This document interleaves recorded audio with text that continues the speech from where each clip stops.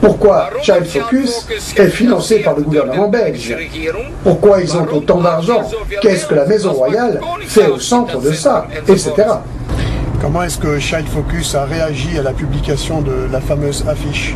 Wie hat Child Focus auf die Affiche reagiert, die sie veröffentlicht haben? Ah, c'était très curieux. Child Focus, pour une fois, a fait quelque chose.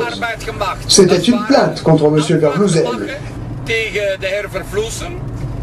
Et une plainte contre le groupe de Morkoven pour avoir constitué l'affiche et l'avoir rendue publique. Pour ça, Child Focus a formulé une plainte. Child Focus vous a poursuivi, vous directement et votre groupe, pour avoir rendu public le matériel? Oui, et Child Focus ne s'est pas demandé qui étaient les enfants. Oui. Qui a assassiné l'enfant? Oui. Qui a produit le matériel d'origine? Qui a torturé les enfants? Non, ça, Child Focus n'a pas fait. Ce que Child Focus a fait, c'est une plainte contre le groupe Morkoven et contre les personnes qui ont révélé l'affaire.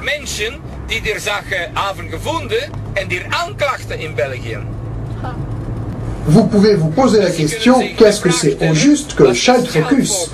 Quelle est la vraie mission de Child Focus?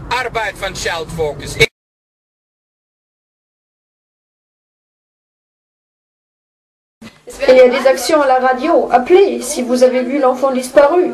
Sur les autoroutes, il y a des affichages avec des enfants disparus. Et vous dites que la police ne fait pas son travail. Mais ça n'est pas ça le travail. Ce n'est pas du travail, vous dites. Non, c'est un mauvais travail. Du cinéma. C'est du cinéma. C'est pas que ça.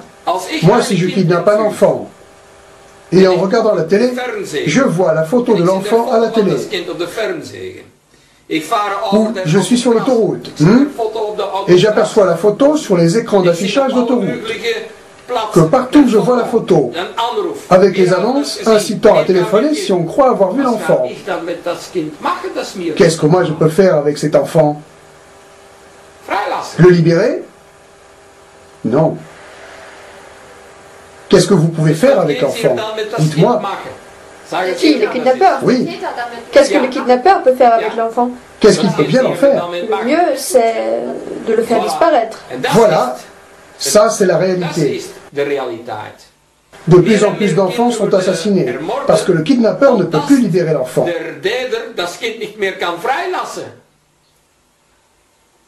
C'est comme ça. Qu'est-ce que l'on devrait faire à votre avis? Comment devrait-on procéder? Il y a deux méthodes différentes. Si vous pensez qu'un enfant a fugué, vous pouvez diffuser un signalement pour savoir si l'enfant a été aperçu dans une gare, une station, une école ou une place quelconque. Ça, c'est une chose.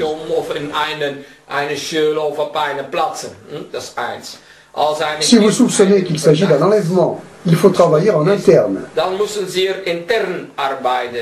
Il faut commencer par dresser un profil de l'enfant. S'agit-il d'un enfant peureux ou pas? Est-ce que c'est un enfant prudent ou pas? Est-ce normal que l'enfant se trouve à quelque endroit particulier? Tous les petits détails constituent un profil complet. Et à partir de ce profil, vous pouvez entreprendre des recherches.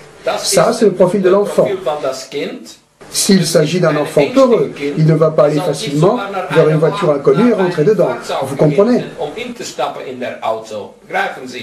Mais un enfant qui n'est pas peureux, qui est aventureux, qui n'a pas peur d'aller vers une voiture et d'y rentrer, voyez-vous, c'est tous ces petits détails qui sont importants.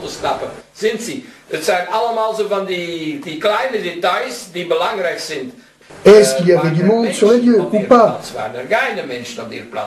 Le kiosque du coin où l'enfant a été kidnappé, était-il ouvert ou fermé? Quel genre de personnes fréquentent ce type de kiosque? Ce sont des personnes avec un certain profil qui vont à une certaine heure dans un kiosque, etc., etc. Après, vous pouvez les identifier. Vous pouvez leur demander si le jour où un enfant était enlevé dans le secteur, s'ils n'ont pas remarqué quelque chose de particulier, etc. Vous voyez?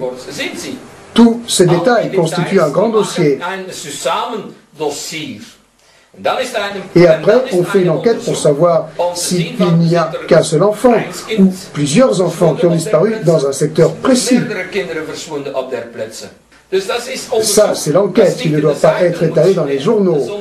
Ça, c'est l'enquête qui ne regarde pas le journal télé. C'est une enquête qui doit être menée en silence.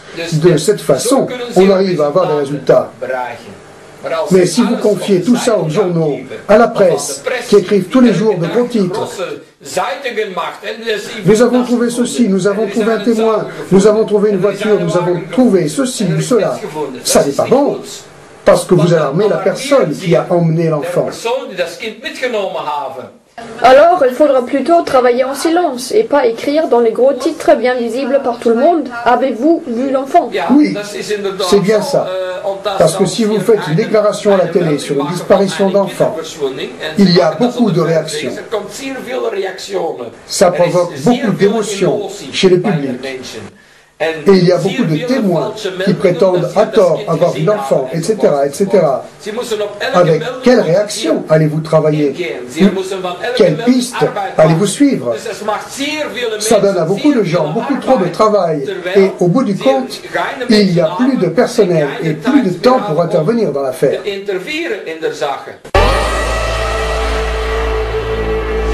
Lorsque vous entendrez cette sirène et que vous verrez ce message, cela signifiera que le ministère de la Justice a lancé le dispositif d'urgence pour retrouver un enfant enlevé. Alerte enlèvement.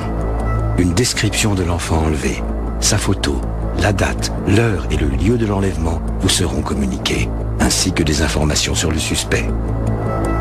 N'agissez pas seul. Composez le numéro de téléphone qui vous sera communiqué si et seulement si vous disposez d'informations. Alerte enlèvement et le dispositif d'urgence pour retrouver un enfant enlevé. Votre mobilisation est essentielle. La survie d'un enfant en dépend. Alors, le plan Alerte enlèvement d'enfants serait un live show, organisé pour mettre le public en émoi et lui donner l'illusion que tout est entrepris pour retrouver l'enfant disparu. Un show médiatique parfaitement déplacé et inefficace en réalité, mais plus que tout, extrêmement dangereux pour l'enfant enlevé. Pourtant, l'affaire Francis Évrard semble prouver l'efficacité du plan Alerte enlèvement d'enfants, mais en considérant la question sous un angle soupçonneux, puisque l'ambiance semble être au grand show médiatique, en live, ne s'agirait-il pas justement d'un coup monté, d'un coup de propagande médiatique, un live show organisé par l'imposture politique judiciaire?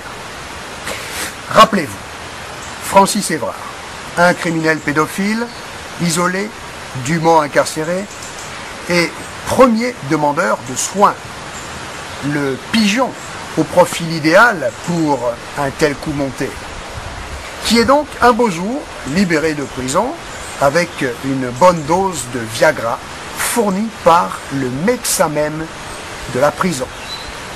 Et comme par hasard, cet homme trouve sur son chemin, à sa sortie de prison, un malheureux enfant qu'il peut enlever et violer tranquillement, pour être arrêté en flag dans des délais records. Juste ce qu'il faut pour qu'il ait pu commettre son viol, histoire de provoquer de vives émotions au sein du public pris à témoin. Arrestation spectaculaire, pour ne pas dire spectacularisée, et pratiquement couverte en live. Suivi de grands débats très prenants et parfaitement ineptes sur le problème de la récidive des pédophiles. Suivi également d'un autre show médiatique qui couvre la condamnation du récidiviste, condamné à la peine maximale, à titre d'exemple bien entendu, quand les pires monstres travaillant en réseau, tels que Claude Dunant par exemple, sont eux libres. J'aimerais revenir sur la dangerosité du plan Alerte enlèvement d'enfants. Écoutez attentivement son leitmotiv. N'agissez pas seul. Composez le numéro de téléphone qui vous sera communiqué si et seulement si vous disposez d'informations. Alerte enlèvement et le dispositif d'urgence pour retrouver un enfant enlevé. Votre mobilisation est essentielle. La survie d'un enfant en dépend. On est donc en train de vous dire de surtout ne pas intervenir vous-même si vous voyez l'enfant et le criminel, mais de prévenir les forces publiques.